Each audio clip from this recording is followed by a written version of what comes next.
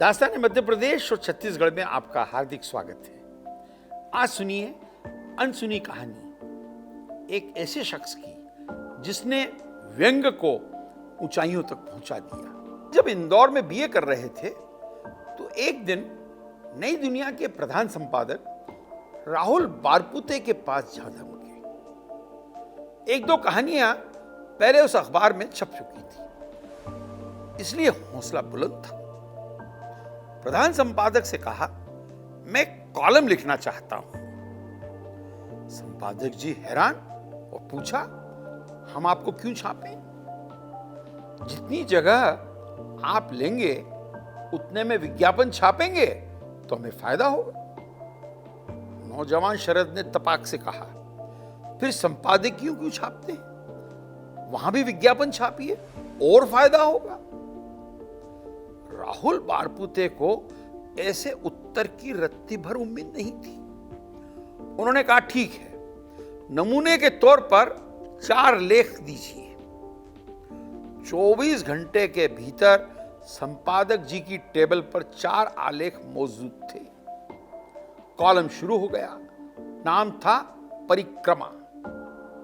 सप्ताह में 3 दिन। बस यहां से जो सिलसिला शुरू हुआ तो फिर नहीं रुका। परिक्रमा ने झंडे गाड़ दिए। अपने कॉलम और आर्थिक स्थिति पर एक जगह शरद जोशी ने लिखा, जरा सोचिए, मैं सप्ताह में 3 कॉलम लिखता था, हर महीने 30 रुपए मिलते थे, यानी एक कॉलम के 2.5 रुपए।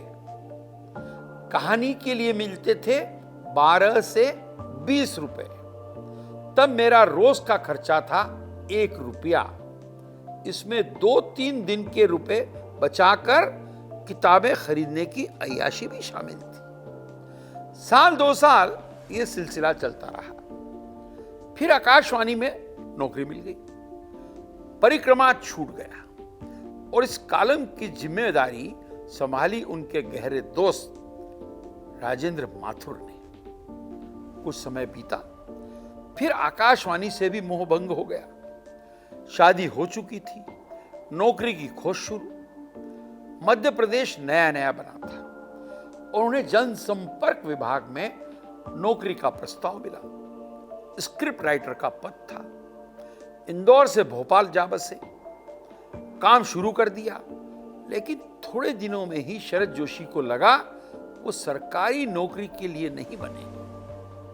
भ्रष्टाचार, अफसरशाही और नैतिक मूल्यों में गिरावट से दुखी शरद जोशी ने एक ऐसे भारतीय ने जन्म लिया जिसके अंदर धधक रहा था विचारों का लावा, और ये लावा जब उबलने लगा तो फैसला भी हो गया, सरकारी नौकरी नहीं करेंगे। तुरंत जहां पहुंचे पत्नी के स्कूल में। वो क्लास ले रही थी। पर्ची भेजकर पत्नी को बाहर बुलवाया। इरफाना आई तो पूछा, अब मुमकिन नहीं है, रेजिग्नेशन दे दूं? पत्नी समझ गई। शरद जी ने तय कर लिया, मतलब कर लिया। तपाक से बोली, तुरंत दे दो, और वो क्लास में चली गई। कुछ इस अंदाज में मानो शरद जी ने चॉकलेट देने के लिए बुलाया था। ये 1965 का साल था। उस रोज भोपाल के साउथ टीटी नगर के इस घर में इरफाना और शरद चांदनी रात में देर तक बाहर बैठे एक थाली में सब्जी और रोटी खाते हुए भविष्य के सपने बुनते रहे। अगली सुबह शरद जोशी दफ्तर गए और संभाल तेरी घोड़ी, बंदे ने नौकरी छोड़ी वाले अंदाज में इस्तीफा थमाकर चले आए। घर आकर अगले कदम का ऐलान, बंबई जाएंगे, माया नगरी Bombay. Bandra west railway station के पास एक छोटी सी लॉज थी, मानसरोवर। उसमें जाते ही डेरा डाल दिया। डेरा भी ऐसा कि कई साल तक वो एक कमरा उनकी पहचान बन गया था। अब तक शरद जोशी के खाते में एक किताब आ चुकी थी। 1958 में परिक्रमा में छपे लेखों पर आधारित ये संकलन काफी लोकप्रिय हो चुका था।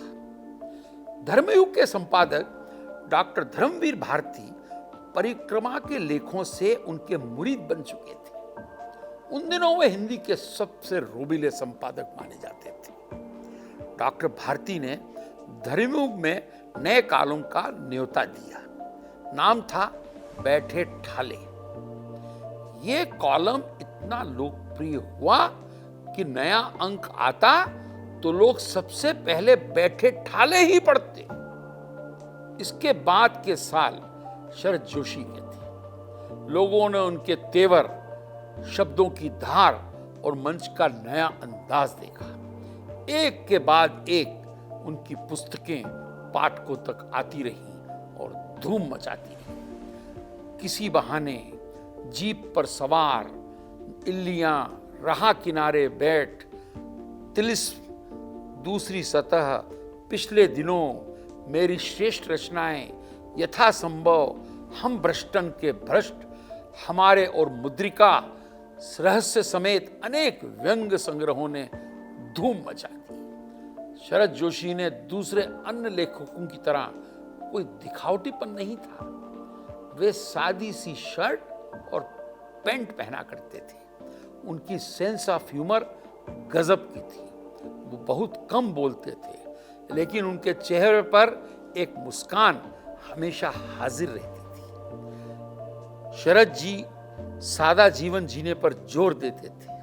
वे कहते थे, मैं आम आदमी के लिए लिखता हूं, मुझे और उसे एक ही स्तर पर होना चाहिए। शरद जोशी अपने व्यंगों में अंतरराष्ट्रीय राजनीति को छूने पर जोर देते, लेकिन बाद में उनका ध्यान भारत पर केंद्रित हो गया। 30 वर्षों से अधिक के कैरियर की अवधि में उन्होंने 4500 से अधिक लेख लिखे। उनका मुख्य विषय था राजनीतिक व्यंग था और शुरू में उन्हें लगा कि टीवी के लिए लिखना उनके लिए मुश्किल साबित होगा, लेकिन वे बड़े आराम से एक टीवी लेखक के रूप में ढल गए। ये जो है जिंदगी लिखने के दौरान क्या तरकीब अपना रहे थे। इस शो की महिला कलाकार स्वरूप संपत गुजरात की थी। उनकी हिंदी जरा कमजोर थी, लेकिन इस कमी को छोड़कर वे गुजराती थिएटर की एक कुशल अभिनेत्री थी। शरद जोशी उन्हें जानबूझकर लंबे संवाद नहीं देते और पूरी स्क्रिप्ट की रूपरेखा इस प्रकार लिखते कि अभिनेत्री स्वरूप को ज्यादा बोलना ही ना पड़े। बदले में वे उसे सबसे अच्छी पंच लाइन दे दिया करते। इस तरह अभिनेत्री स्वरूप संपत हिंदी भाषी अभिनेताओं शफी इनामदार और राकेश बेदी से अधिक वाहवाही लूट ले जाती। शो के निर्माताओं, निर्देशक सबने सोचा कि सब अपने आप हो रहा था। उन्हें अंदाज ही नहीं था यह सब शरद जोशी जी बड़े सोच विचार के साथ कर रहे थे। खुद अभिनेत्री स्वरूप संपत भी इससे अनजान थी।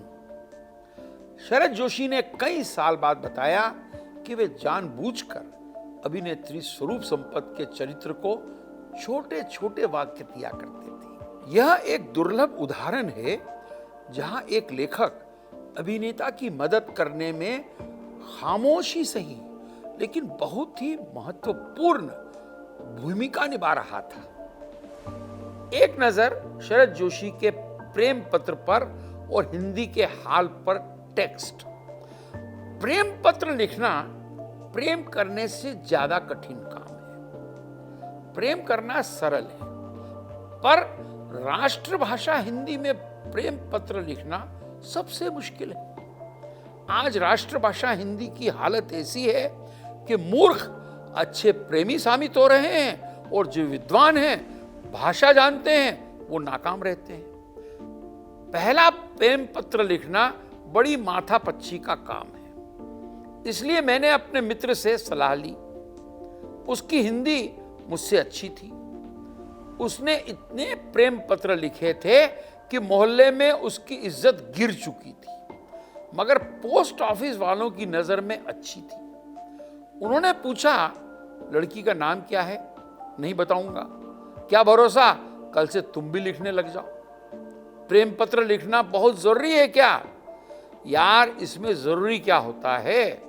ये कोई बैंक का लोन है कि जब जरूरी हो तभी से अप्लाई करें? आखिर वो तैयार हो गया। मैंने कहा, देखो, भावना शुद्ध हो या न हो, भाषा शुद्ध होनी चाहिए। बहरहाल वो मेरा पहला प्रेम पत्र था और उस कन्या को भी यह पहला प्रेम पत्र था। मैंने लिखा, वो उसका अर्थ समझ ही नहीं पाई। राष्ट्रभाषा हिंदी के साथ अक्सर ऐसा होता है। उसने पत्र मां को दे दिया, वो थोड़ा थोड़ा समझी। उन्होंने पिताजी को दे दिया, वे काफी कुछ समझ गए। उन्होंने पत्र मेरे प्रिंसिपल को दे दिया, उनकी हिंदी बहुत अच्छी थी, वो सब कुछ समझ गए। पारा 7वें आसमान पर। बोले, मैं इस शरद जोशी के बच्चे का सर तोड़ दूंगा। हिंदी के मौलिक लेखन को अक्सर इस चुनौतियों का सामना करना पड़ता है। नेहा शरद ने पिता के लेखन का एक एक शब्द जैसे घोंट कर पी लिया है। वो जब पिता को याद करते हुए उनका लेखन पढ़ती हैं तो सिर्फ शरद जोशी ही नहीं, उनकी अभिनेत्री पत्नी और नेहा की मां इरफाना भी जैसे सामने दिखती हैं। 1980 आते आते शरद जोशी घर घर में एक सदस्य के तौर पर दाखिल हो गए थे। उनकी लोकप्रियता का आलम यह था कि कवि सम्मेलनों में वो गद्य पढ़ते थे और लोग हंसते हंसते लोटपोट हो जाते। भारत के साहित्य संसार में ये अद्भुत प्रयोग था। डॉक्टर धर्मवीर भारती ने लिखा, यह ऐसा सरप्राइज आइटम था जो उन्होंने जेब में छुपा कर रखा था। वो साहित्यिक मंचों से इस गद्य पाठ को ऐसे अंदाज में पेश करते कि काव्य पाठ भी फीका पड़ जाता था। चारों तरफ शरद जी की धूम थी। कवि सम्मेलनों में उनकी भारी मांग होती थी और वो सबसे महंगे रचनाकार थे।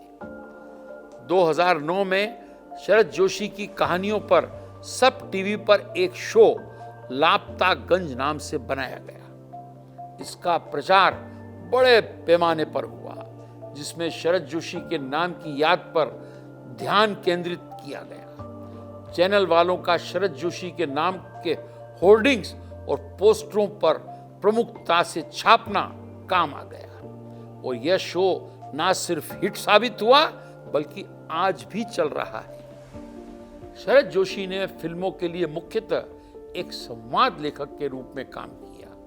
शरद जोशी की कथा जारी रहेगी। थोड़ा ब्रेक